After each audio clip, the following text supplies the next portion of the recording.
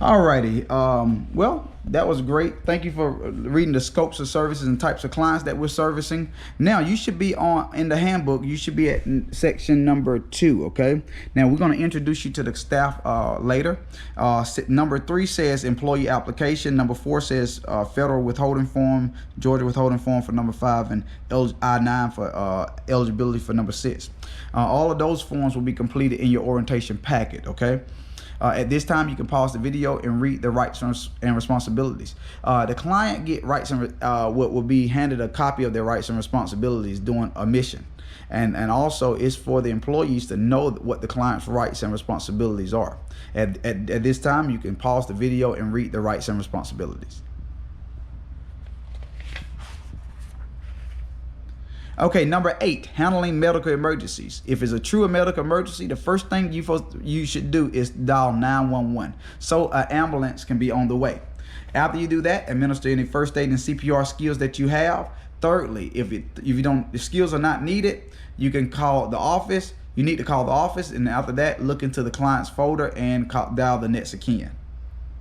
Number 9, an incident. An incident is anything that's unusual that happens in the client's home. So if the client fall, or they choke, or you suspect abuse, that's something that we need to know at the office. So call the office so that we can complete an incident report.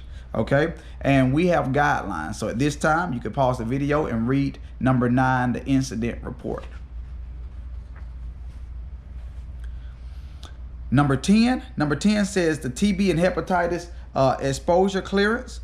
This is just saying that you would not, anytime that you go maybe on vacation, things of that sort, and if you are on an airplane and the airplane is a closed container environment and someone maybe had TB, you would notify us at our office of any exposure that you may have with TB. But we require all of our employees to get TB tested, and that's something on the skin.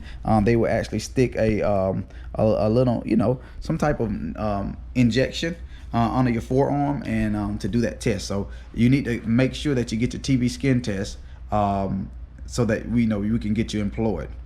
Number 11, at this time, you can read our disaster and preparedness plan. Each client has a triage level, and they're based on their severity and their need. A level 1, level 2, level 3, level 4. A level 1 client would need our care the most. A level 4 would be a level 4 would be someone that at the end of the day, they don't need our care as much.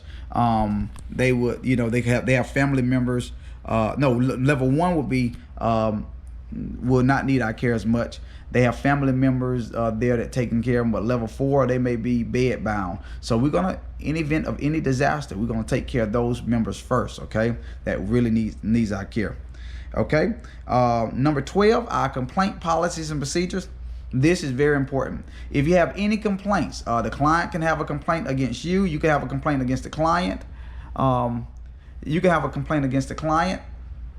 And in event of complaint, we have 7 working days in solving that complaint. So what we're going to do is we're going to hear the client side of the story. Then we're going to come back and hear your side of the story.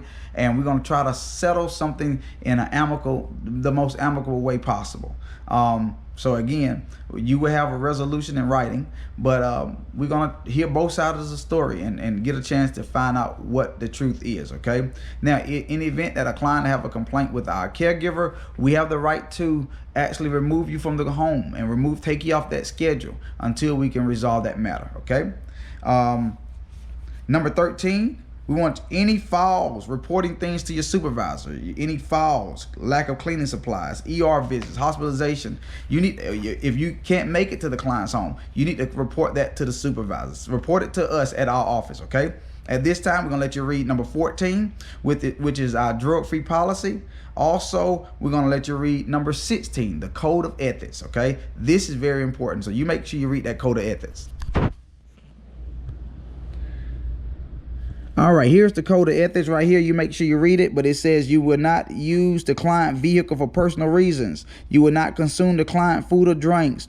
You will not use the client's phone for personal phone calls, or talking on your cell phone while you're at the client's home. That's something that we won't tolerate. Okay, now we know that you may have kids that they're in school.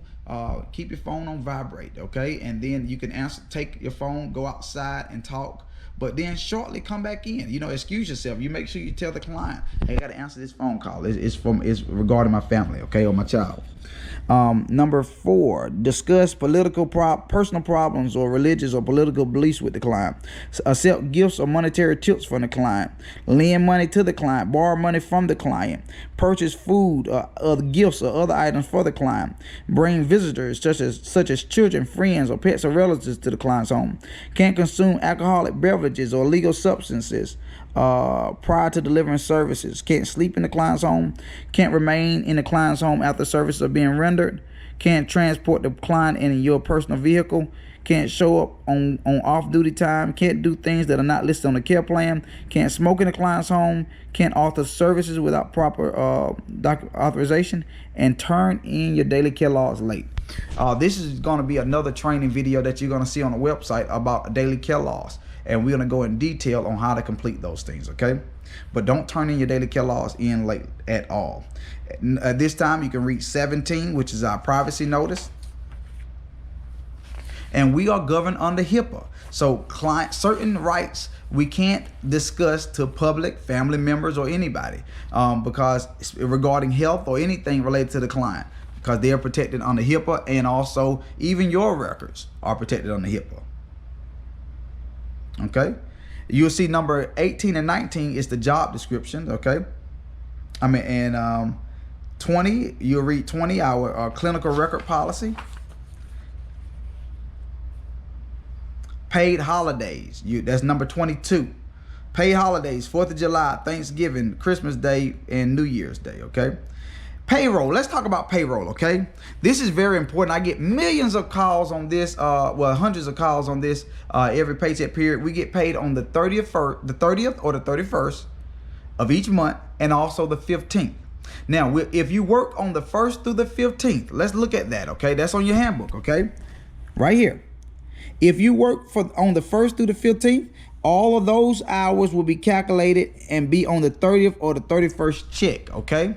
And then if you work from the 16th through the 31st, those hours will be calculated and will be on the 15th check. So just say, for instance, ma'am or sir, you start working with BarbaraKares and you started on the 6th.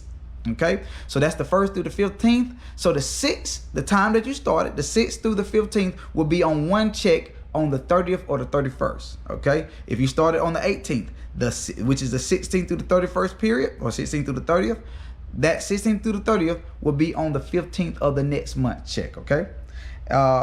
Punctuality, universal precautions. Read our universal precaution. Paraphrasing things, hand washing is very important to stop the spread of infection, and so you get a chance to read that universal precaution procedure. Okay. We do furnish gloves at our agency. If you need gloves, call the office. Also, wash your hands going in the client's home. Wash your hands when you leave the client's home. Treat everybody as if they are contagious or they are infectious. Okay. Washing dishes. Get a chance to, use your universal precaution. Wear your gloves. When you're bagging up trash, never grab the bag with your bare hands. No, that's a no-no. Because what if they are diabetics and they have needles and they just threw the needles in a trash bag? It may prick you, okay? So, be very precaution. Put those needles in a milk carton jug, without milk, of course, and then you take that out then, okay? But read the infection control policy. Next, you can pause your video and read the HIPAA policy. Our disciplinary action policy, harassment and discrimination policy. Medication. We do not, as CNAs or PCAs, you do not administer any medicine, okay? It's your goal, never administer medicine. If you do, you need to let your supervisor know. That's a problem, okay? Only our licensed nurses or practical nurses or registered nurses administer medicine. Okay? And lastly, you can read number 30, which is the part-time or full-time status. Again, welcome to orientation. Welcome to BarbaraKares. If you have any questions, watch the next video pertaining to daily care laws. Again, have a great day. God bless you.